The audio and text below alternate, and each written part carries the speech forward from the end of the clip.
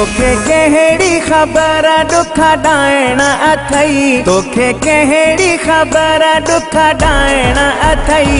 ईंदा ख़ुशियूं समूरियूं खाइण अथई, ईंदा ख़ुशियूं समूरियूं खाइण अथई। वॾो ख़ुश नसीबा यार तूं सठो दुखनि जो नाहे, वार तूं सठो दुखनि जो नाहे वार तूं। तोखे कहिड़ी ख़बर दुख ॾाइण अथई, तोखे कहिड़ी ख़बर दुख ॾाइण अथई। ईंदा ख़ुशियूं समूरियूं खाइण अथई, ईंदा ख़ुशियूं समूरियूं खाइण अथई। वॾो ख़ुश नसीबा यार तूं सठो दुखनि जो नाहे, वार तूं सठो दुखनि जो नाहे वार तूं।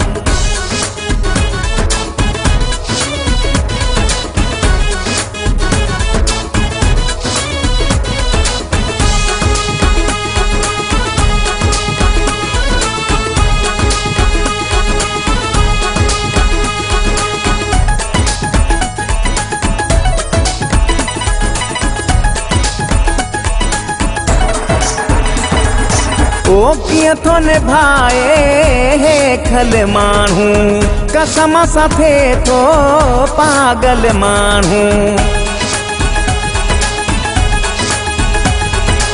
ओ कीअं थो निभाए हे खल माण्हू, कसम सां थिए थो पागल माण्हू। ईंदो कोई न हिते, ईंदो कोई न हिते पर चाइण अथई।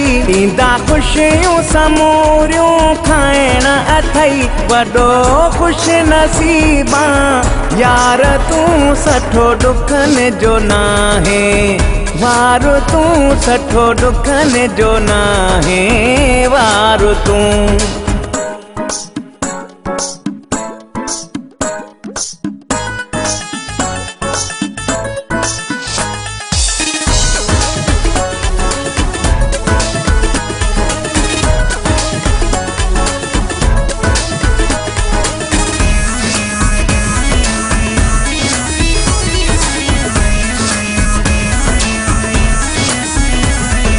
ओ दर्दन दिल में घर न अॾियो थी, चाहण वारे कोन छॾियो थी।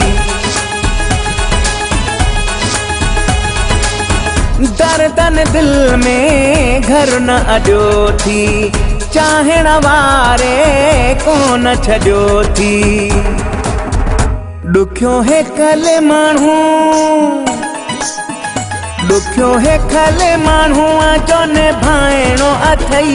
ईंदा ख़ुशियूं समूरियूं खाइण अथई। वॾो ख़ुश नसीबा यार तूं सठो दुखनि जो नाहे, वार तूं सठो दुखनि जो नाहे वार तूं।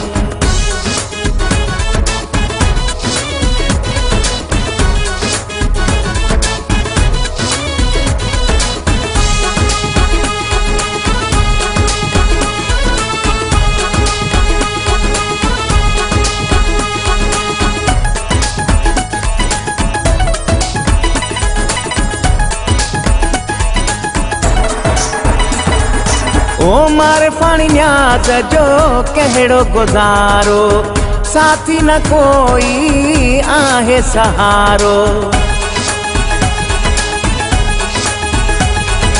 ओ मारे पाणी न्याज जो कहिड़ो गुज़ारो, साथी न कोई आहे सहारो। पंहिंजा सूर खे,